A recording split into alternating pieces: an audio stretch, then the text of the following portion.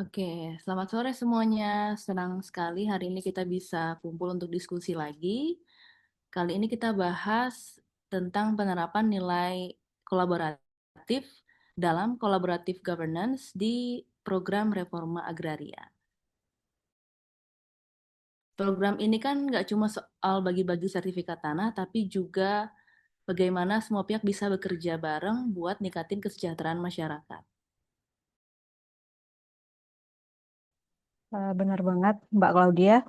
Kalau di lapangan itu, kita Kementerian ATR BPN tidak bisa bekerja sendirian ya, karena kita butuh kerjasama seperti dengan Kementerian Pertanian atau Dinas Koperasi, bahkan pemerintah daerah.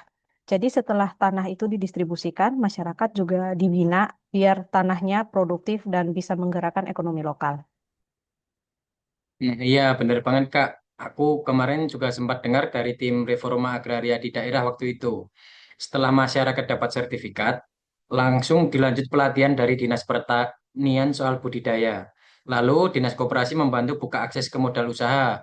Nah, kolaborasi seperti ini yang bikin program nggak berhenti di legalisasi tanah aja, tapi berlanjut sampai ke pemberdayaan masyarakat.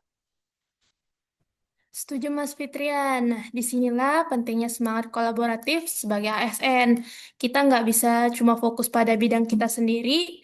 Misalnya bagian pertanahan, tetap perlu paham tuh sedikit soal pertanian, koperasi, dan sosial ekonomi. Jadi kalau koordinasi lintas sektor, kita bisa nyambung dan sama-sama paham arah kebijakan.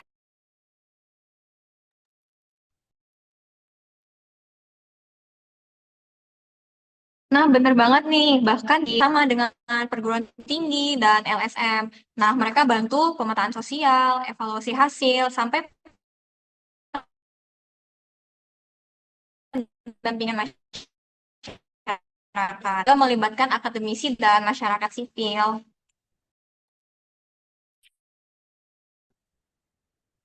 Nah, makin luas ya jaringannya.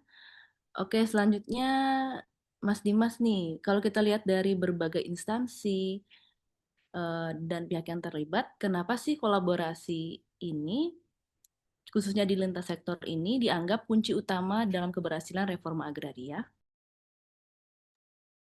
Oke, bagus banget konsep ini ya, collaborative governance, karena itu adalah inti dari pelayanan publik modern. Nah, reforma agraria sendiri itu bersifat multidimensi dan setiap instansi punya peran masing-masing. Makanya reforma agraria nggak akan berhasil kalau tiap lembaga kerja sendiri-sendiri.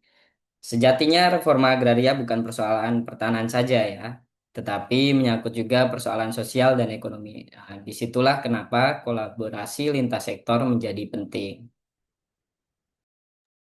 Iya, jadi kita butuh sinergi, komunikasi yang terbuka, serta rasa percaya antar para pihak.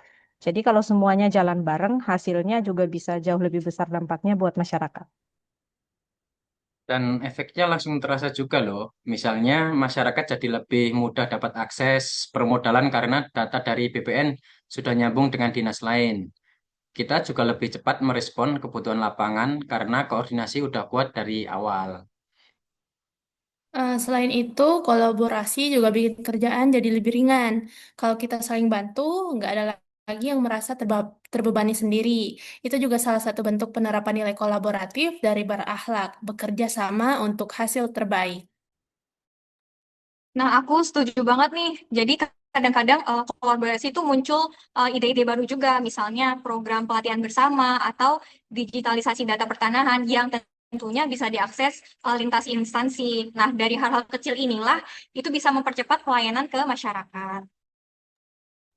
Oke, diskusinya keren banget ya hari ini teman-teman.